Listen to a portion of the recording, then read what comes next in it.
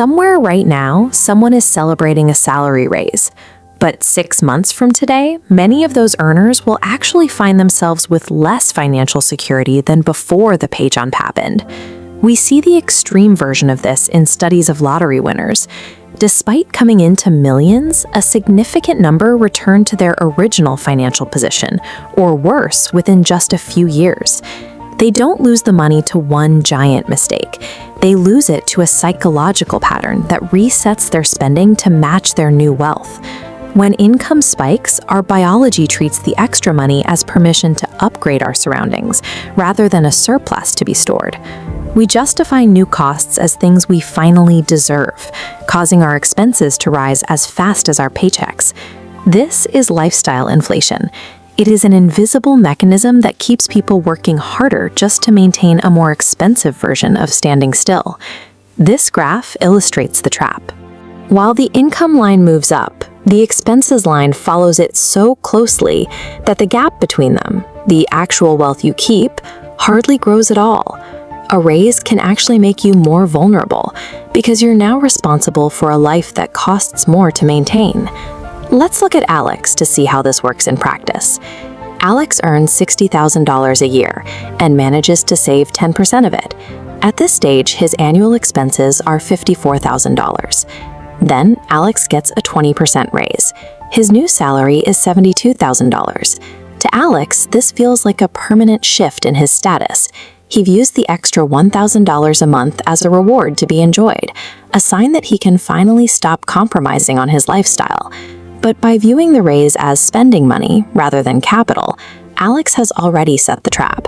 Before he even spends a dollar, his mindset has prepared him to absorb the entire increase into his daily overhead. First comes the deserve trap.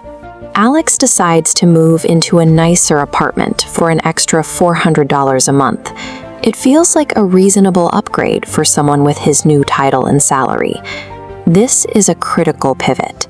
By increasing his rent, Alex has raised his structural floor. Unlike a one-time purchase, this is a permanent, mandatory increase in the cost of his existence. He now has to earn more just to survive the month. Then comes the invisible percentage creep. Alex starts spending more on food delivery, upgrades his gym membership, and signs up for 3 new streaming services. Because each of these costs is small, $30 or $40, they don't feel like a threat. They slip past his mental guard because they simply don't look like wealth-destroying decisions when you view them in isolation. But when you stack them up, these small choices consume the entire remainder of his raise. The gap between what he earns and what he spends has returned to exactly where it was before the pay jump. Humans are generally good at noticing big, sudden changes, like a car purchase. We are statistically terrible at noticing the slow, cumulative weight of recurring subscriptions and minor lifestyle upgrades. Alex didn't fail because of one bad choice. He failed because he allowed dozens of small, rational decisions to create a high overhead lifestyle that he is now forced to fund every single month. 1 year later, Alex looks at his bank account. He realizes that even though he earns $12,000 more than last year, he is still saving the exact same raw dollar amount, $6,000. This chart reveals the mathematical decline. Because his expenses grew, Alex's savings rate has dropped from 10% of his income to roughly 8%. This drop is more dangerous than it looks.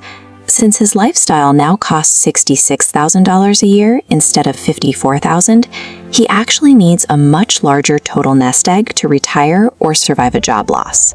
By keeping his savings flat while his costs rose, he has actually pushed his date of financial independence further into the future. In real terms, the raise didn't build wealth, it just subsidized a more expensive way to be broke. A raise cannot fix a lack of financial discipline, it only provides more fuel for existing habits. But we can change the outcome using a principle called pre-commitment. This involves making a choice now that limits your options later, protecting your future self from your current impulses.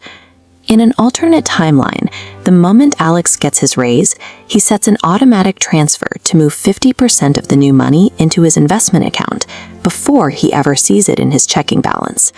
This works because it removes willpower from the equation. By automating the savings, the money is gone before Alex can develop a taste for a more expensive apartment or a pricier gym. He still gets a lifestyle upgrade with the other 50%, but his wealth grows alongside it. Most people focus entirely on the earn side of the equation, but the truly wealthy are those who understand that a raise only matters if it changes your net worth, not just your standard of living.